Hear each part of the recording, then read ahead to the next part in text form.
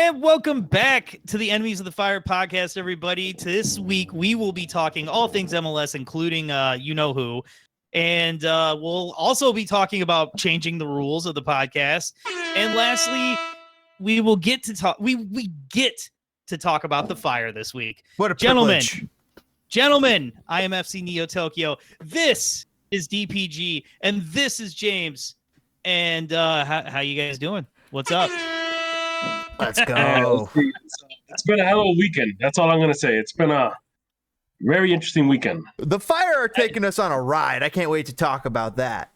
I know, but we're teasing that. That comes later. Mm-hmm. Now, so I guess let's start with the biggest news story on the planet, right? Which is Messi is back. He's playing soccer again, and he's good at it. Can you believe it? Scored against Colorado over the weekend. Might even be playing tonight against Monterrey. I'll have to double check that while we do it live. That was DPG. Was that or was that not a pretty sick goal this weekend, though? Messi is starting tonight. You know what? Messi is starting tonight in a half an hour. If it doesn't say in a half hour, okay. If it doesn't say Chicago Fire in front of the player's name that scored, it doesn't matter to me. I don't care. Speaking of players that don't play for the Fire but league the lead in scoring, you got Christian Orengo and Lou Morgan still leading the league. Christian Benteke. Who's Lou Morgan? Louis Morgan. He's for New York, isn't he? Yeah, New York. Yeah, New York. Oh, yeah. So Orengo calls him Lou. Yeah, Lou. I shorted his name. Orengo of Real Salt Lake with 6. Louis Morgan. Orongo. Morgan, Not Red Bull Durango. New York with 6. Christian Benteke and Gio Kamakis with 5. Van Zier and leads the league with 6 assists. Diego Luna with 5. Arango with 4 assists. So 6 goals. Yeah, it's almost like 4 that assists. dude's good at soccer. Holy Yeah. cow! Delgado. Wasn't he a free agent? Like a few 2 seasons ago. Well, no. He was in the LA, and LA shopped him because that's when they got Rossi, right? Or was that vice versa? No. Who do they got now? Buanga. So they shipped him out to somewhere in Mexico and got Buanga. And then he wasn't getting playing time, and Salt Lake got him from Mexico. So, I mean, Salt Lake is quietly building themselves a little bit of a team over there, man. Looking good. Delgado of LA Galaxy with 4 assists as well. Lucho Acosta continues to lead the league in key passes. That's been a trend on this podcast. It's just since the league season started, Costa leading the league. Carlos Heel with 20. Brooks Lennon. What? Brooks mother Lennon, bro. Brooks Lennon with 18 of Atlanta. Joseph Paintsil with 17. So, and then Buanga, Ruidiaz, Bernadeschi, and Chancalay leading the league with shots. Buanga Oliveira of LAFC, got him on my MLS team. Raul Ruidiaz and Suarez leading the league with shots on target. Puig continuing. Are you guys catching a trend? These are some older players here. Yeah. No, yeah, I am catching a trend. None of those guys play for the Fire. That's the trend. There's no Fire players in here, but maybe if we get to goalie statistics, maybe there would be a Fire player. Hold on. I was just about to ask this question. On the Fire right now, would you take Rui Diaz? Because he would back up Kuipers in theory or fight for that starting job. Oh, I'm and then second, right? And here's my thing. I kind of wish we were like other leagues because we could go to Lucho Acosta and be like, do you like to live in Cincinnati? I'm sure you'll love Chicago. And we'd be able to pay whatever and get him on our team and everything would be wonderful. But alas, that is not the way. I love Lucho Acosta. Ricky Puig, though, leading the league by 200 touches. 200. That dude has been so wasted at LA, although they've used him to build. They were really bad. They're still really bad. They're still kind of bad. Nah, they're still kind of bad. Dude, man, is it confirmed? Is DPG a hater? Well, I guess so. I don't have the. I only have East. What's LA Galaxy in the West? So LA Galaxy is like the LA Clippers of the 90s. But they're in second place right now. And LAFC is like the Lakers, right? Where's LAFC in relation? They're the Lakers. Okay, they're the hottest thing in LA. They are Lakers not. had the- They okay. Neither of those teams are the Clippers. First of all, that is Right? so wholly inaccurate. It's horrifying. San Okay, Jose you're right. Earthquakes. That's something like the Clippers. No. Ooh, They have to always be. a bridesmaid, never the bride. They have to be in LA. Yeah, So but you're they can't have won a championship.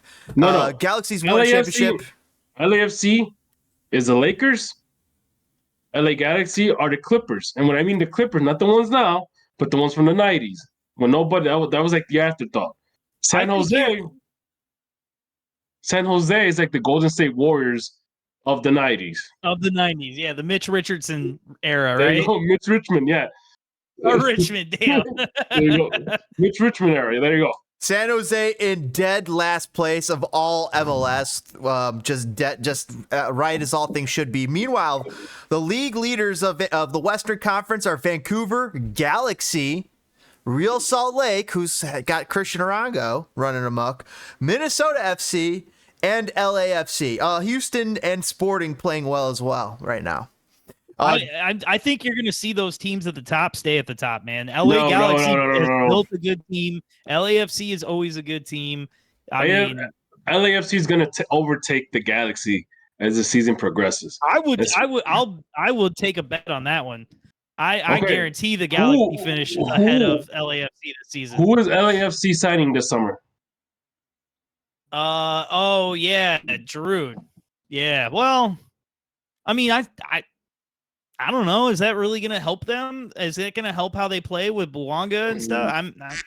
I think so. You think Giroud's going to come here and play well? I mean, he's a big man who knows how to score goals. He's going to bring that the French style of play that he likes, that he's so good at. Like he fits the MLS the MLS borderline tactics of just hump that ball up. They should have gotten on the fire. He fits Klopa's ball to a T. Austin and Colorado kind of duke it out in the middle, but here's the surprise losers of Western Conference: Seattle Sounders, FC Dallas. That's an easy one for Seattle Sounders, man. They lost their GM. They didn't make any moves over the offseason. No, they shed some weight. They got rid of Ladero, who is still playing well, but they got rid of people, but did they get anyone back that was decent? Not really, but I mean, I think Seattle is in that period where, like, give them one more year of suckage, and then they'll be back. What about FC Dallas? Like, it's just a down year. You think FC Dallas ran out of young talent to be pumping out of the academy? They're still young, so like, what's the problem? I mean, I think that's the thing. They just can't ever build anything. I personally believe they kind of swung for the fences last year. And when I mean swung for the fences, they were like, well, instead of just kids, we're going to also bring some people in.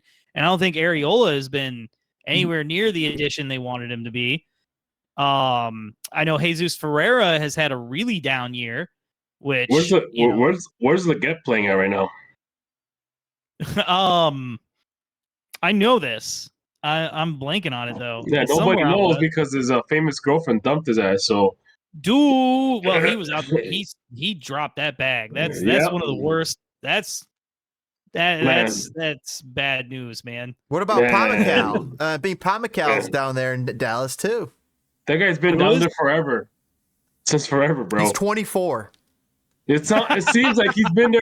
It seems like he's been there for like 15 years, bro. He's got 126. Oh, he's got 126 apps for them, and he's 24. Paxton Pommical. Paxton. Yeah, okay. Tok's laughing because it's like, man, that guy. It feels like that guy's been there forever. Mm-hmm. You know, that's what I keep talking about the U.S. team too. Like, people thought, like, they really just think we're gonna run it back in 26. Like, things are going to change, and guys sometimes just don't hit. And Pommical looked like he had all the tools. He looked like he was on an upward trajectory, and he just hasn't ever lived up to the hype. Now, I mean, he's built a little career for himself. He's getting paid to play soccer in Dallas, but I mean, he hasn't reached the heights we'd hoped for him, like, overall. Would you consider him like the Jordan Morris of Dallas? No, worse. Jordan Morris has had a great career in Seattle. Yeah, Jordan Morris. He's done very well. Now, Yeah, I would say Jordan Morris has never gone to the next level because he's stuck in Seattle. Because he went to Stoke and played well for what, 3 games before his leg exploded? It doesn't matter. He could have gone to Germany, bro. It doesn't matter. Yeah, he just did it on a rainy day on a Tuesday in fucking Stoke. Yeah. It doesn't matter. He got scared. He decided to stay in Seattle because his mom and dad got him a dog, and he got a new apartment with his girlfriend. All right? That's why. Dude, I haven't seen his girlfriend. You don't know, like people live their life. Like sometimes you have to be. Oh my God! Sometimes if you want to be the best, you got to play with the best. Not this whole, I'll just stay in Seattle, because it's closer to home. Well, no. Peep this. Did Mario Balotelli ever want to be the best, or did he just want to play soccer, live his life, and be a little wild? Mario Balotelli doesn't care about anything but Mario Balotelli. Let's be honest here. He'll play where he wants. His nihilistic approach to life, I do enjoy it. I just want to hear more Mourinho stories of Balotelli. Those are the best. Oh God, I heard that. I heard one of those. He's got a lot of them, and Mourinho telling Balotelli stories is great. But speaking of the best of the best, 14 of the 15 minutes talking to Mario, and he gets a card. Yeah, and he gets a card right away. Gets sent off. And they end up winning somehow. But the top best of the best in the Eastern Conference, who do you think it is? Oh, I know. I've got it. You got it. New York Red Bulls. Yeah, the New York Red Bulls, who are playing stupid amazing when he's not, dropping the N-word, allegedly. Van Zier is out there doing well, and then what's his face? Lawrence is scoring all sorts of goals, and Emil Forsberg obviously made the right decision. Like, New York's having a hell of a year, man. His wife's pissed about it, but look, New York is not going to win a trophy. They could win. They've won a supporter shield. That's all they won. That's it. They haven't won an MLS Cup. They haven't won a U.S. Open Cup. They haven't won anything. They're cursed, right? That team's cursed. Philadelphia, Inter Miami, Columbus, and Cincinnati rounding out the other great teams in the Eastern Conference. Atlanta doing okay, Toronto doing okay, DC too.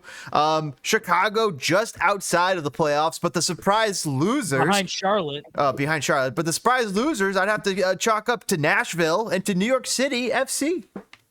No, don't forget Orlando City. They looked like they were going to be strong this year. Not surprised. Well, keep in mind, all these teams, what's the common trend that we're seeing right here? All these expansion teams, they're running out of that expansion team steam, right? Well, St. Louis for sure did. St. Louis is struggling over in the Western Conference, so there's one example.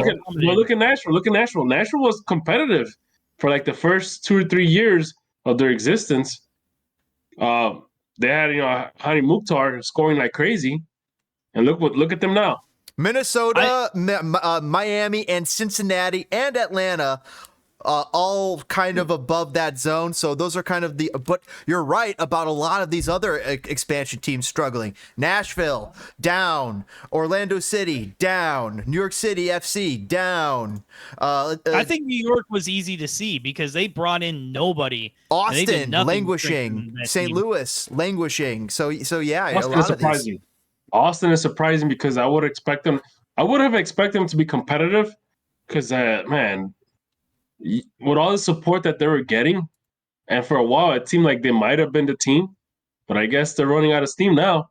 I guess they just started like, I would say Austin has a little bit of bad luck. They've tried, they've worked really hard at it, and like you're gonna have down years, especially in a parity-ridden league like MLS. So I wouldn't be surprised if Nashville isn't just back next year, but I think it was easy to see the downfall of a couple teams, like New York City for sure did nothing. They got worse. They didn't get better. And same thing with like New England, which I think is hilarious because Caleb Porter guaranteed a win and they got their first win of the season. Who they won against? James, you got that? Who did they beat for the first one? New England? Who are we talking about? Caleb Porter? New England. Yeah. I'd have to look it up. But by the way, we'll probably, right after I find this out, we should close it up and start moving on to Messi and MLS new rules that they're dropping Rules, fun. I mean, like real quickly, I could just summarize that. But New England's been. Wait, let's see. I got their games pulled up. Who did you want their first game? No, they just won this weekend. Who did they just They beat? lost to Club America yesterday, 5-2. They beat Charlotte. 1-0. Charlotte. And then they lost to Club America 4-0. They lost 9-2 on aggregate to Club America. Yeah, Charlotte's another team that's kind of like they're languishing. Charlotte and DC are both ahead of the Chicago Fire, and I feel like the Fire are a better team than both of them. Yeah. Don't worry, man. Look who we had to play against at the beginning of the season. But keep in mind too is like, man, I'll just get into it when we talk about the Fire. We'll get into it later. We'll get into it later. So to briefly talk about this, MLS changed its rules the other day, and somebody big came into town to discuss it with them. Maybe you know what? Let's close it right here. We'll come back after the break. We're gonna talk Messi. We're gonna talk my big tease, what I just talked about, and then after that, we'll be talking Fire. We'll be right back after a word from these messages. You're hanging out with Enemies of the Fire. Like that match or that candlestick.